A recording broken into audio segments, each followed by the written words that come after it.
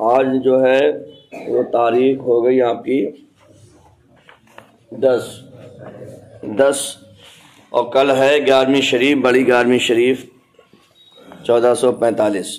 ربیع الآخر بھی کہتے ہیں اس مہینے کو، ربیع الثانی بھی کہتے ہیں، اور عام طریقے سے 11ویں شریف کا مہینہ کہتے ہیں۔ دیکھیے کل ہم نے نماز کی شرائط آپ کے سامنے پیش کی تھی۔ نماز کی شرائط کا مطلب یہ ہے کہ جن کے بغیر آپ کی نماز شروع ہی نہیں ہوگی۔ تو ایک مرتبہ پھر سے اس کو دہرا لیتے ہیں، ریویژن کر لیتے ہیں۔ نمبر 1 طہارت، نمبر 2 ستر عورت، اور نمبر 3 استقبال قبلہ، اور نمبر 4 وقت، اور نمبر 5 نیت، اور نمبر 6 تکبیر تحریمہ۔ کل سب ان کا مطلب بھی بتایا تھا۔ طہارت کا مطلب ہوتا ہے پاکی، یعنی کپڑے کا، مصلی کا، جہاں نماز پڑھ رہے ہیں اور نمازی کا سب کا پاک ہونا۔ ستر عورت مطلب جسم کو ڈھانک کر نماز پڑھنا۔ استقبال قبلہ، کعبہ شریف کی طرف منہ کر کے نماز پڑھنا۔ اور وقت یعنی جو جس نماز کا وقت ہے اسی میں نماز پڑھی جائے گی۔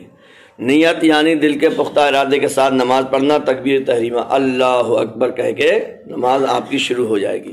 اور یہ اللہ اکبر ایک ہی بار کہنا ہے۔ کچھ لوگ بار بار نماز کے اندر اللہ اکبر کہتے رہتے ہیں، ہاتھ اٹھاتے رہتے ہیں، تو یہ جائز نہیں ہے۔ آج ہم آپ کے سامنے نماز کے فرائض بتائیں گے، جو نماز کے اندر جن چیزوں کا ہونا ضروری ہے۔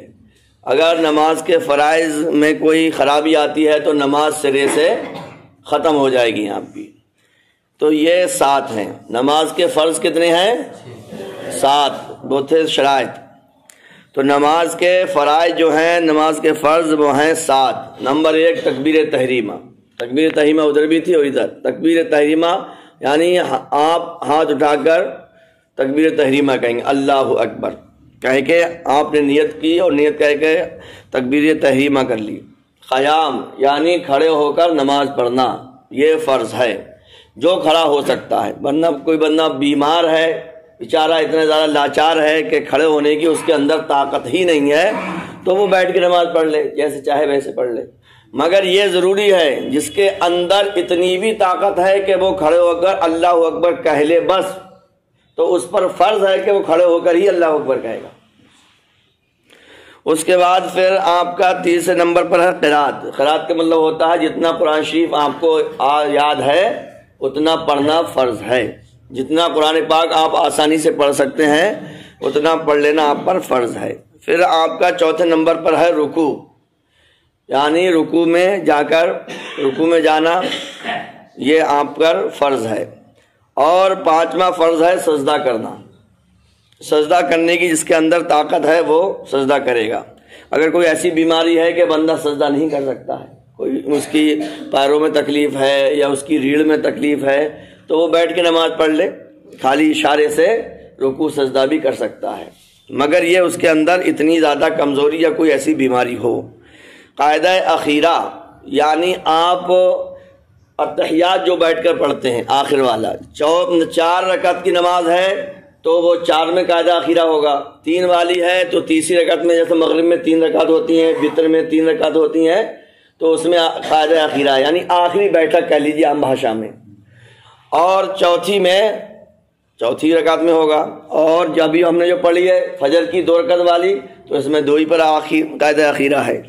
اور 7 نمبر پر ہے خروج بسنعہ، یعنی اپنی مرضی سے نماز کو اینڈ کر دینا، سلام پھیر کر نماز کو پورا کر دینا، اس کو کہتے ہیں خروج بسنعہ۔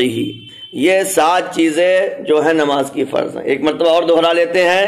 نمبر 1 تکبیر تحریمہ، نمبر 2 قیام، نمبر 3 رکوع، نمبر 4 سجدہ، نمبر 5 سجدہ، اور نمبر 6 قاعدہ اخیرہ۔ تکبیر تحریمہ نمبر 1 پر، نمبر 2 پر آپ کی قیام، نمبر 3 پر قرات، اور نمبر 4 پر رکوع، نمبر 5 پر سجدہ، اور نمبر 6 پر قاعدہ اخیرہ، اور نمبر 7 پر خروج بسنعہ۔ یہ باتیں آپ اپنے بچوں کو یاد کروائیں۔ ہم اس کو یوٹیوب پر بھی ڈال دیتے ہیں کیونکہ سوشل میڈیا کا دور ہے آج، ہر ہاتھ میں موبائل ہے، اگر آپ کو ایک دم سن کے تو یاد ہو نہیں جائیں گی، تو یہ بار بار اپنے بچوں کو پہلے تو آپ خود یاد کر لیں، پھر اپنے بچوں کو یاد کروائیں۔ کم سے کم ہر بندہ اپنی فیملی کی ذمہ داری لے لے تو آسانی سے 1 سال نہیں لگے گا کہ پوری نماز بندے کو بالکل بڑھیا کر کے یاد ہو جائے گی۔ اور یہ کوئی امام صاحب کا مشورہ نہیں ہے، یہ فرض ہے ہر مسلمان پر نماز سیکھنا اور اپنے بچوں کو سکھانا، یہ ضروری ہے، اس سے کوئی پلہ نہیں جھاڑ سکتا ہے۔ ہمیں اللہ تعالیٰ نے نماز ہی کے لیے، عبادت کے لیے پیدا کیا ہے، اپنی سب سے اہم جو کام ہے وہ ہمیں ہے، اللہ نے اپنی عبادت کے لیے پیدا کیا۔ عبادت سے جو کام ٹائم بچے گا اس میں ہم دوسرے کام کریں گے، یہ بہت ہی زیادہ ضروری ہے۔ تو اس پر ہم سب لوگ دھیان دیں۔